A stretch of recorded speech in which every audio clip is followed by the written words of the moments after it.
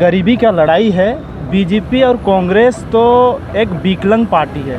अगर मैं केंद्र में पहुंचता हूं तो प्रधानमंत्री स्वरोजगार योजना के तहत जितने भी इच्छुक व्यापारियां हैं उन सभी लोगों के 1 से 25 लाख रुपया तक जो है ना लोन मुहैया कराऊंगा। मुद्दा जो सरना धर्म का जो कोड जो है ना वे निजी संपत्ति है।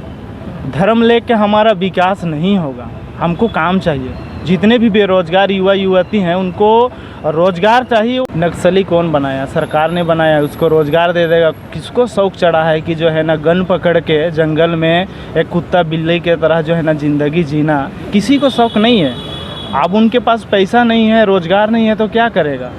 लोकसभा चुनाव का समय है और हर पार्टियां जो है अपने अपने स्तर से चुनाव प्रचार में जुट चुकी है।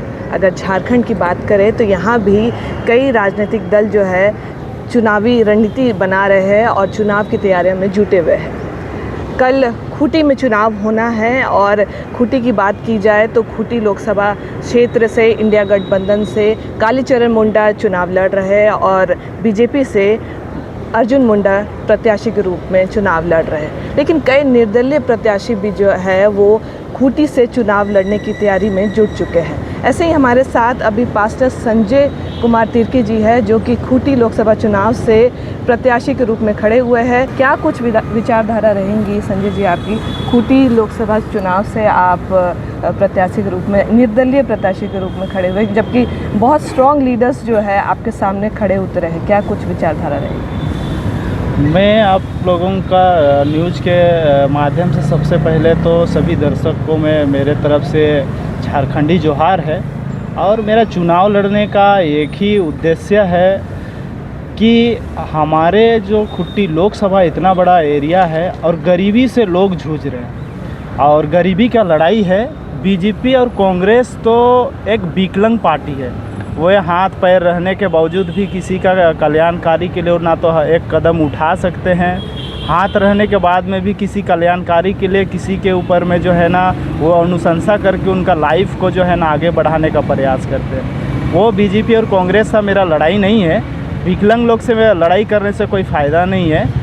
फ़ायदा उसी से है, हमारा गरीबी से लड़ाई है। गरीबी से जीत हमारा दर्ज करना आवश्यकता एकदम अनिवार्य है कि हम उसमें से जीत हासिल करेंगे।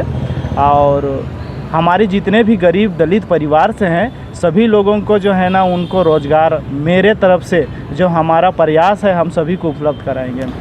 हर पार्टियां जो अपने अपने मैनिफेस्टो में कुछ ना कुछ बात रख रही है। क्या कुछ आपके मैनिफेस्टो में है? क्या कुछ खूंटी की जनता के लिए या फिर और भी लोगों के लिए आप करने जा रहे हैं? हमारा मैनिफेस्टो में एक ही है कि हम जो है ना 1.5 लाख लोगों को रोज़गार देंगे और जो इच्छुक व्यवसायी हैं, जो लोग इच्छुक से अपना व्यापारी बनकर जो है ना लोगों को जो लाभ पहुंचाने का काम करेंगे, उस लोगों को 1 लाख से 25 लाख तक बैंक से हम जो है ना ऋण दिलाएंगे। अगर मैं केंद्र में पहुंचता हूं तो प्रधानमंत्री स्वरोजगार योजना के तहत जितने भी इच्छुक व्यापारियां हैं उन सभी लोगों के 1 से 25 लाख रुपया तक जो है ना लोन मुहैया कराऊंगा। अर्जुन मुंडा इतने साल तक हैं वहाँ पे सांसद रहे, तो क्या कुछ लगता है कि वो क्या कुछ काम नहीं करवा पाए वो आप करवाएंगे? मैं एक ही बात में बोल दिया आपको कि वो लोग विकलांग हैं।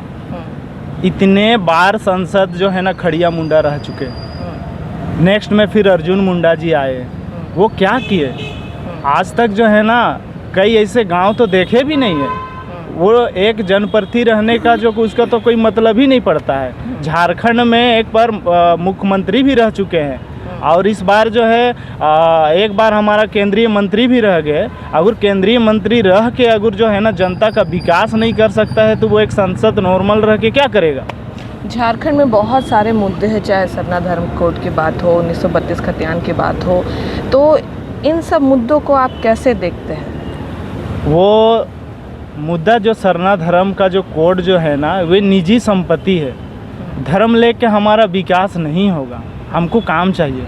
जितने भी बेरोजगार युवा युवती हैं उनको रोजगार चाहिए। वो अपना अपना इच्छा का बात है वो किस धर्म को अपनाता है। सरना धर्म है तो सरना धर्म का जो है ना लोगो लगा के नहीं चल रहा है। उसको काम चाहिए, उसका आस्था है, अपने तरीक़ा से है ना उस सरना धर्म को माने। उनका धर्म जो है ना सबसे पवित्र है सरना धर्म।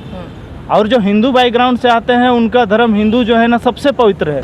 जो क्रिश्चियंस है वो भी उनका धर्म सबसे पवित्र है। मुस्लिम भी है तो उनका भी धर्म पवित्र है।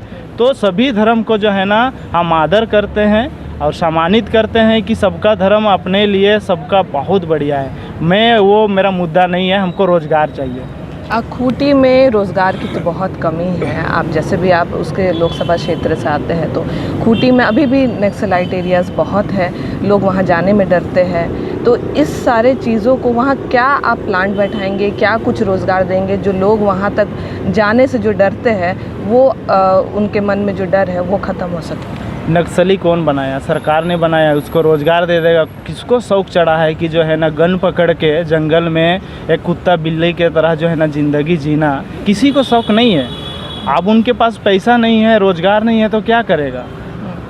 इसके लिए जो है ना वो अपने सबसे हार मानने के बाद में वो अपना हथियार उठाता है। सरकार तो विकलांग है, मैंने बोल दिया पहले कि विकलांग है वो। अगर इस तरह जितने भी बेरोज़गार युवा युवती को अगर रोज़गार देना तो कोई भी नक्सली बनना किसी को शौक़ नहीं है। तो सब अपना काम करेगा। 15-20 हज़ार 30 हज़ार रुपया मंथली रहेगा, वो किसी को 50 हज़ार रुपया लेवी मांगने के लिए शौक़ नहीं ना है। उनका परिवार है, माँ बाप है, बीवी बच्चे हैं, उनके साथ में उनको खेलना, उनके साथ में रहना, उनके साथ में घूमना, टूरिस्ट करना, सब लोगों को जो है ना इच्छा लगता है। जंगल में अकेला जो है ना कहीं पर भागे दौड़ा करना अच्छा नहीं लगता है। तो इसीलिए मैं यही कहूँगा कि रोज़गार उपलब्ध हो, कोई नक्सली नहीं है।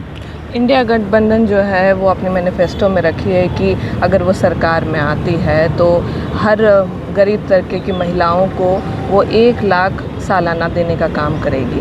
कैसे देखते हैं इस चीज़ को और आप क्या महिलाओं के लिए करना चाहेंगे?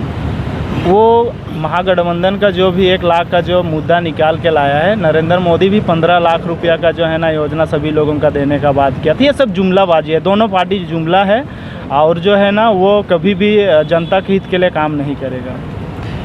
ट्राइबल्स के लिए क्या कुछ खास रहेगा? क्योंकि अर्जुन मुंडा पिछले टर्म में रहे, ट्राइबल मिनिस्टर भी रहे, लेकिन ट्राइबल की श्रेणी में उन्होंने कुछ काम नहीं किया। ना कि सरना धर्म कोड को लागू, जैसे यहाँ ट्राइबल की मांग है, वो भी नहीं लागू करवाने का उन्होंने उपाय जताया। लेकिन अगर ट्राइबल के लिए कुछ क्या करना होगा तो आपके लिए क्या, ट्राइबल के लिए क्या रुख देखते हैं?